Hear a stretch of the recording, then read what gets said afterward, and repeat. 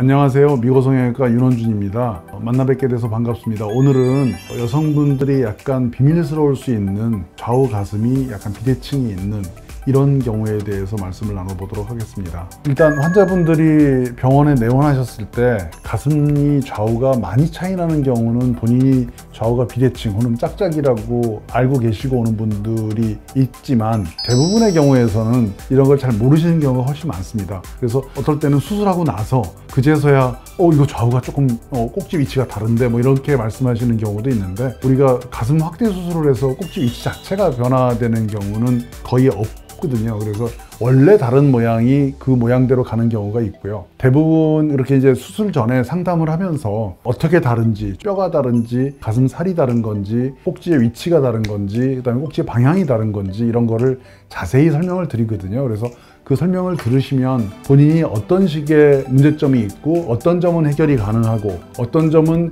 해결이 조금 어렵고 만약에 해결을 하려면 더 큰 수술을 진행해야 되는지 이런 내용들을 자세히 설명을 드리기 때문에 대부분의 환자들께서 잘 이해하시고 거기에 맞춰서 수술은 진행됩니다. 집에서 볼 수 있는 방법은 반신 거울 또는 전신 거울 앞에 서서 한 10분 정도 차분하게 똑바로 서서 쳐다보시면 내 몸이 어디가 조금 방향이 안 맞고 어떤 부분이 차이가 있고 하는 것을 쉽게 관찰하실 수 있고요. 만약에 이게 이제 거울로 보면 3차원으로 본다기보다 약간 2차원하게 되기 때문에 모든 여성이 가슴이 똑바로 방향으로 양쪽이 있는 게 아니고요. 약간 바깥쪽으로 이렇게 방향을 쳐다보고 있거든요. 그래서 이렇게 반대쪽으로 30도, 40도, 이렇게 30도, 40도 돌려서 거울을 보시면 내 몸의 가슴의 옆모습도 조금 더 정확하게 관찰할 수 있습니다. 대부분의 가슴이 차이가 있는 경우에 가장 첫 번째 원인은 뼈가 틀어져 있는 경우가 제일 많습니다. 즉 가슴 크기가 다른 것이 아니고 세장처럼 생긴 형태의 갈비뼈가 앞뒤로 이렇게 싸고 있거든요. 이 갈비뼈 형태가 척추가 측만이 되건 또는 전방으로 앞뒤로 휘어져 있건 또는 갈비뼈 자체가 틀어져 있는 여러 가지 원인으로 해서 똑바른 모양이 거의 없고요. 사실은 약간씩은 다 틀어져 있습니다.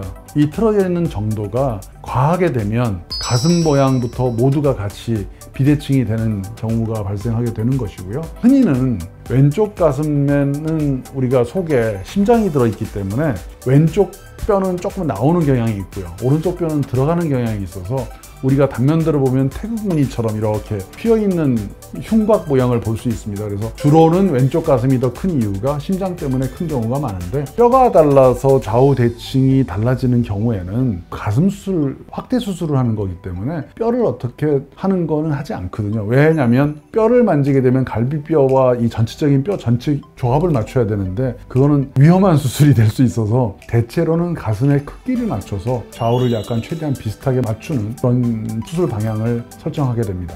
이 짝짝이 가슴이 뼈가 이제 차이가 나는 게 첫 번째고요. 뼈는 거의 비슷한데 가슴이 차이가 나는 경우가 있습니다. 즉 양쪽 가슴의 발육 정도가 달라서, 그래서 여러 가지 이유 때문에 뼈 앞쪽에 있는 연부 조직이 발달 상태가 달라서 좌우가 비대칭되는 경우도 있고요. 사실은 성형외과 의사가 단순히 유방 확대를 위해서 보형물을 집어넣는 작업만 하는 것처럼 보이지만 사전에 환자를 만났을 때 진찰을 할 때 어떤 다른 질환은 없는지, 가슴 모양이 좌우가 다른 것뿐만 아니라 모양 자체의 기형성은 없는지에 대해서 의학적인 지식을 바탕으로 아주 자세히 관찰을 하고 진찰을 한 후에 정상적인 범위 안에 있는 경우에 이제 확대 수술을 진행하게 되는 것이죠.